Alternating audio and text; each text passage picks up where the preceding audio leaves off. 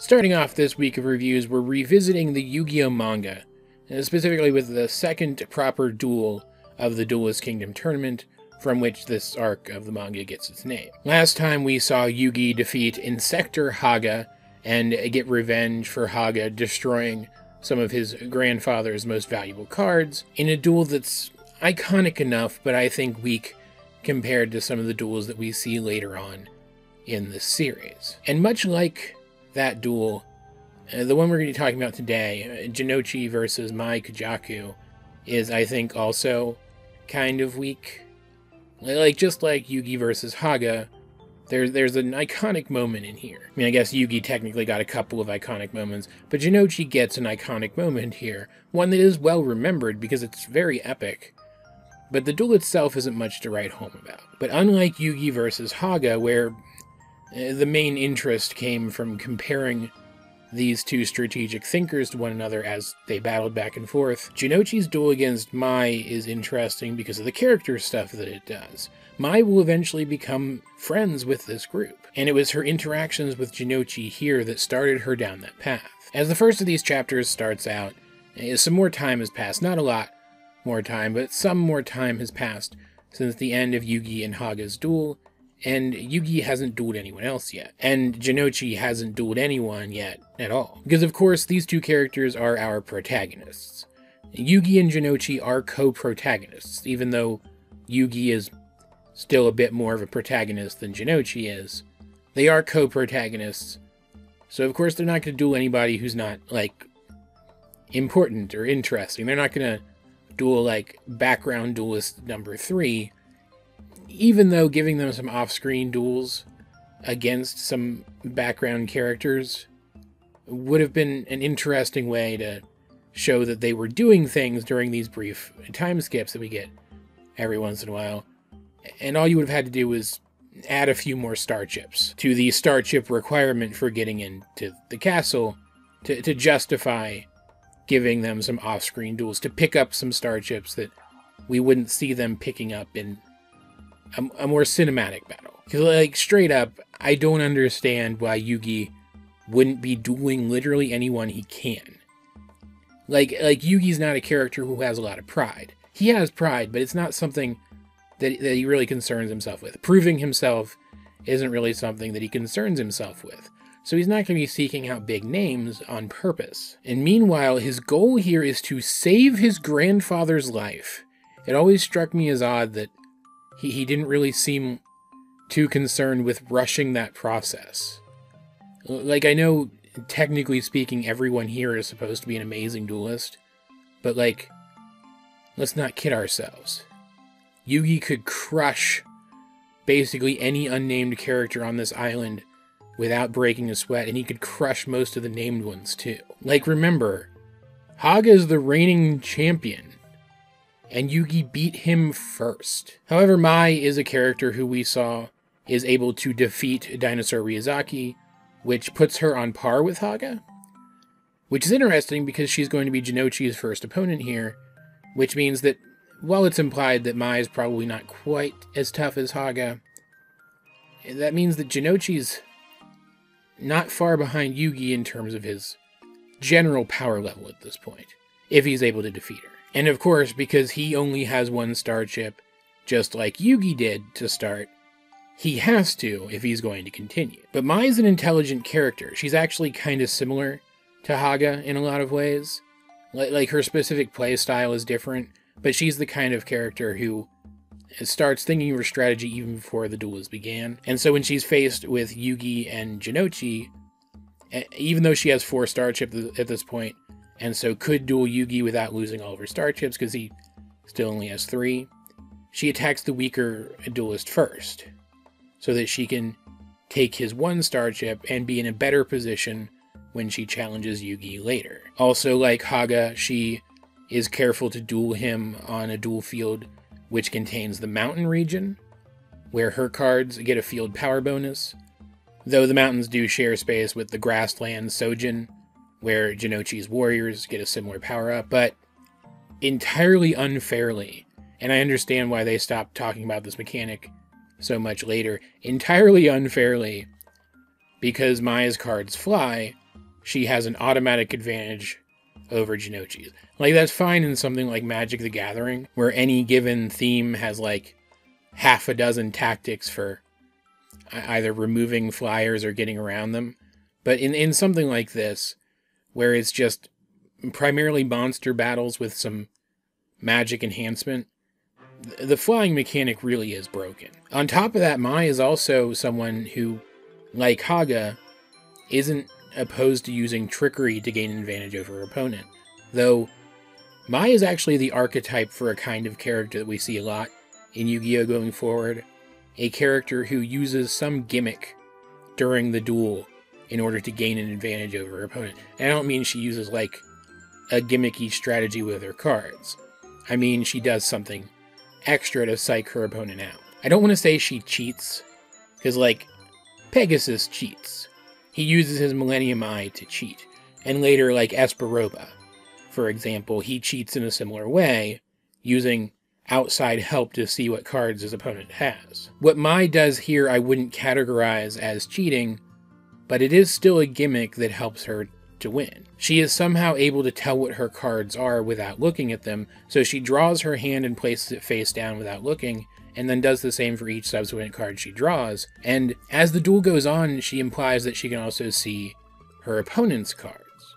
She just happens to only do so when her position is secure enough that she is sure he's not gonna just muscle his way through her strategy. Meanwhile, she keeps powering up the same monster with the flying trait, Harpy Lady, a very memorable card, with more and more magic effects and armor and weapons increasing his attack points over time. And keeping in mind that Yugi and Jonouchi and their friends deal with magic stuff, like that's part of their lives, it makes sense that Jonouchi would be psyched out by Mai's fake psychic shtick. As she continues to get stronger and insists that he can't beat her, it starts to get to him. And it's a little unclear whether or not Yugi actually figures out how Mai is performing her little trick, but it's definitely implied that he is. Throughout the duel, Yugi's been standing on the sidelines, giving silent encouragement to Jonouchi just by being there.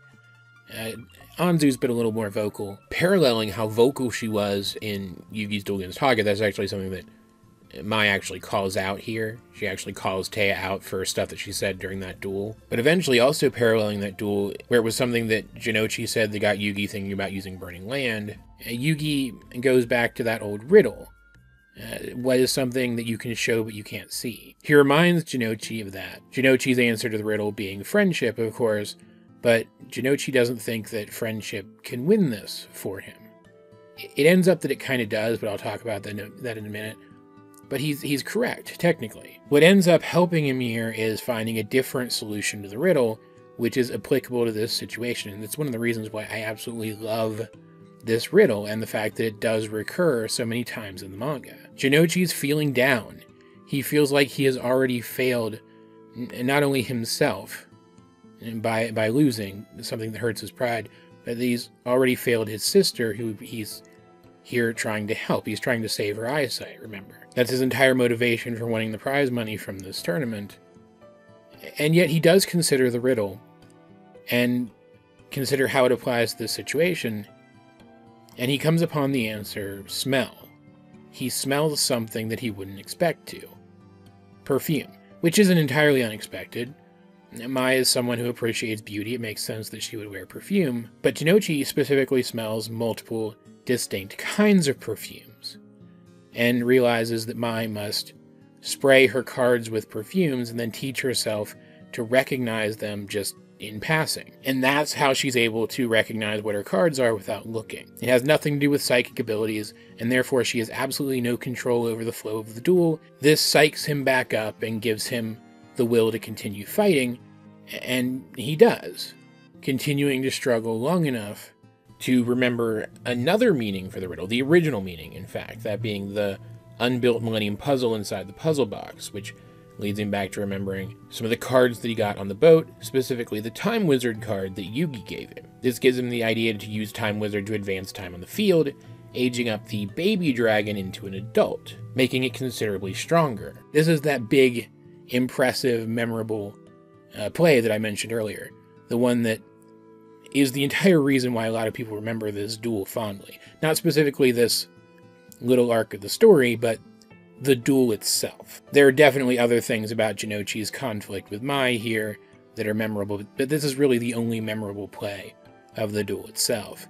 When Time Wizard speeds up time to age the baby dragon into Thousand Dragon, it also ages the harpies, to the point that they're too old to benefit from the magic effects applied to them anymore, and they go back to their original power level. And because Mai's entire strategy is based around powering up this one monster, she has mostly spells in her deck, and losing the Harpy Lady, she isn't able to play any more monsters, and she just loses. Which, Yugi praises her strategy at one point, saying that it's simple and powerful, but just has one flaw, that she relies too heavily on one monster. But that is such an understatement, and no, it's not a good strategy. Straight up, out of a 40-card deck, having just 3 monster cards in it, that being the maximum you can have of a specific copy of any card, unless it's limited or whatever. 4, technically, if you count the Harpy's pet dragon that we find out she has later. Do you have any idea how many times you wouldn't draw that at the start of a duel? And this game doesn't have mulligans. You can't just keep redrawing until you get what you need. She would lose every duel, practically every duel, immediately. It's very stupid. I don't know what Takahashi was thinking when he created this character's deck. And I think that's one of the reasons why I don't particularly like this duel. I don't particularly like Mai's deck at all. Earlier on in the series, where Harpy Lady and its pet dragon are literally the only monsters that she has. That's literally it. It's just very, very dumb. To the point that anything else clever surrounding it kind of gets lost in the dumbness for me. It's like a black hole of dumbness that sucks all the cleverness in, spaghettifies it, and then destroys it utterly. But this is, after all, an action manga, technically speaking. So I have to suspend my disbelief. And so, okay, I force myself to suspend my disbelief for the duration of any of Mai's duels in this entire stinking arc, which I think we actually only see her duel one more time after this in the manga. So it's fine, I guess, whatever. And the duel does end, first of all, with Mai still having star chips left. So she's still going to be involved in this arc going forward, which is good because she is a likable character. Like, she's kind of obnoxious, but she's still a likable enough character. I want to see more of her, unlike Haga, who's just an insufferable little twit. But Jonouchi also leaves Mai with the same riddle. What is something that you can show but not see? And she does think it over, and that's what begins her arc towards coming to trust people. Because her whole thing is she believes that she is stronger on her own, which is super interesting because I mentioned that Jonouchi is the co-protagonist of Yu-Gi-Oh! Straight up, that's always been the intention of the character. It's just Yugi has a god emperor living inside of his head. He's a little more important. But straight up, a version of Yu-Gi-Oh! With Jonouchi as the sole protagonist, just competing in duel monsters without all the magical stuff, could totally work. He is very anime protagonist-esque, and we see that here. He's a tough guy who relies more on instinct and luck than, like, extensive training or skill. We see in this chapter that since coming to the island, he's just kind of been enjoying being here and experiencing all of this. So he's fun-loving, he's got that for him. And we see here, he's utilizing the power of friendship to turn his enemies to his side, to make them his allies going forward. And straight up, again, while Yugi is the more important protagonist, he doesn't really have an arc in this entire arc of the show. Like, he doesn't have a character arc. Like, he kind of does. And by the end, he has to come to terms with the other Yugi a little bit by the end of this arc, and that leads to some character development. But he doesn't really have a character journey through Duelist Kingdom, whereas Jonouchi does. Like I mentioned, Jonouchi does kind of win using the power of friendship here, and that's because we see, after he figures out how he can win, after he recalls Yugi mentioning the Time Wizard interacting with Baby Dragon back on the ship. We see Yugi almost rewarding him by using the Millennium Puzzle to allow Jonouchi to draw the card he needs when he needs it, the same way that the other Yugi can do. And I don't particularly love this. Like, I would have rather Jonouchi win on his own, especially since there's some lore later on, mostly in subsequent animes, that suggests that a person with a strong enough will can just kind of manipulate the fate of their draws anyway. So it would have been cool if Jonouchi had done something like that here. But I also don't think this is the absolute worst thing, because the power of the Millennium Puzzle is unity. It unites people and makes them stronger. So calling upon its power, as Jonouchi puts all of his faith into a combo only made possible by his interactions with one of his friends, I think that makes sense, narratively speaking. And it works for Jonouchi's arc later. His entire arc in this particular story arc is that he wants to reach a place where he can fight on his own without his friends having to support him. Like, he never gets to a point where he's like Mai here, thinking that he's stronger on his own. He just wants to be able to stand on his own 2 feet, unsupported when he needs to. And so having Yugi help him so much in this first duel of his on the island makes sense for that. Because as they move forward, Yugi helps him less and less at Jonouchi's behest. Until by the time they reach the underground labyrinth leading to the castle and fight against the Meikyu brothers there. They're Para and Dox in the dub, in case you guys don't know who I'm talking about. Jonouchi is able to practically stand as Yugi's equal. Like, straight up, throughout this arc of the story, Jonouchi goes from someone who brute forces his way to victory, or at least tries to. He never really succeeds at doing that, but he tries to. Or someone who plays combos blindly without recognizing how to apply them to the specific situation, to someone who, like Yugi, is able to look at a situation, no matter how dire, and at least 9 times out of 10, work out how to overcome that situation with the resources on hand, and yet he never becomes a carbon copy of Yugi as a duelist. He is still more prideful than Yugi. He takes the game a little less seriously than Yugi, and straight up, the kinds of things that he's usually pushing to accomplish are less serious in general than the kinds of things that Yugi is pushing to accomplish. They're different kinds of protagonists. So that makes sense. Which is such an interesting way of handling this story. If you don't like the serious, mostly unchanging Yugi, I'm lumping the other Yugi in with Yugi, of course, here, in case you couldn't tell. But if that's not the kind of anime protagonist you're going for, if you're more a Naruto kind of guy, you're more into the spunky underachiever who succeeds through grit and determination, then Jonouchi's here for you to latch onto. And this development does continue on past the end of Duelist Kingdom and into the next major tournament arc as well. I also find it super interesting that whereas Yugi is someone who, like once he builds a deck, his deck is basically built for the rest of the arc. Jonouchi is the kind of player who will gladly incorporate new resources into his strategy as he goes. So when Yugi pulls off a combo that we've never seen before, the implication is that he always had that potential within him.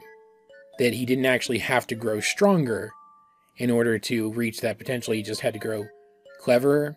Jonouchi actively gets stronger, he actively increases his power level, so to speak, as each arc continues, and that's more apparent in Battle City than it is here, but it's still true here as well. He gets those new cards on the boat, and he later wins the Red Eyes Black Dragon while he's here on the island, and it becomes a core of his strategy. I have gone on for a really long time about all this stuff. You see what I mean, though, about the duel being the least interesting part of this little Jonouchi versus Mai thing? I have talked about the duel itself so little compared to everything else. Let's actually talk about the duel just a little bit more before I sign off this review, because despite the fact that I don't love the duel here, I do really love this in a couple of chapters. It establishes so much that I really love for the story going forward. And technically speaking, one of the things that it does establish through the duel is the Harpy cards. I mentioned that the big memorable play of the duel is Jonouchi's Time Wizard and Baby Dragon to Thousand Dragons, something that was translated very poorly into the actual card game, by the way. I kind of hate how they did it. But overall, the Harpies ended up having more staying power than any of those cards ever did. And this is actually one of the reasons why I really love the Yu-Gi-Oh! Filler. I've actually talked a little bit about how much I love the Yu-Gi-Oh! Filler in this review series. You can find it in the Yu-Gi-Oh! Manga review playlist. But one of the reasons I absolutely love the Yu-Gi-Oh! Filler is because of what it does for the Harpy ladies as well. Taking the concept of powering up a single monster, and at one point, Mai does turn that one monster into 3 with a single card. It takes that concept and turns it into a swarm strategy where you just play more and more cards named Harpy Lady, and that did translate into the actual card game. There are now multiple cards with technically different names that all gain the name Harpy Lady when they're together on the field or in the graveyard, so that they can all benefit from effects which name Harpy Lady as the target. Keeping to that theme of focusing on a specific monster, but broadening what that specific monster actually means. And like even today, even though it's not like an S tier deck or anything, Harpies are a fairly effective engine, and they have built-in removal. Like you couldn't build a deck that's strictly Harpies and win any regionals with it, but you could incorporate Harpies into a deck as a summoning engine, and if you know what you're doing, you could get relatively far. And that all started here, and still keeps to the same rough theme that was established here, and later in the Orichalcos arc. Straight up, in terms of like archetypes, especially archetypes from very early Yu-Gi-Oh!, Harpies is one of my absolute favorites, so I will admit I do have a bit of a soft spot for this pretty unremarkable duel, specifically for that reason. Overall, where I have very mixed feelings about the previous duel and the stuff surrounding it, obviously I'm much more fond of this one. As much as I love talking about the tactical stuff in Yu-Gi-Oh!, I would much rather be able to talk about tactics and character stuff, and just, with a few exceptions, usually later on in each arc, I'm going to do that with the Jonouchi stuff more than the Yugi stuff. Like, I already know the next duel we're going to talk about, I'm going to be back to talking about primarily tactical stuff again. I'm not going to be talking about character stuff much at all. But the sheer variety of stuff to talk about when it comes to Yu-Gi-Oh! Is one of the main reasons I love it. It doesn't really nail itself down to a specific genre of shonen. It feels pretty unique in that regard. There's probably some other manga or anime out there that does something similar to this that I've just not been exposed to, but to me at least, it feels pretty gosh darn unique. As per usual though, what do you think of these couple of chapters of the Yu-Gi-Oh! Manga? If you have read them, let's get a discussion going in the comment section down below, and while you're down there, you might as well like the video, or share it with anyone else you think might enjoy my content. Subscribe if you haven't. I'm really trying to get myself out there, and I'd appreciate it if you guys could help. You can also check out my social medias. Links to those will be in the video description down below. But either way, this has been AJ22, and I will talk to you guys later.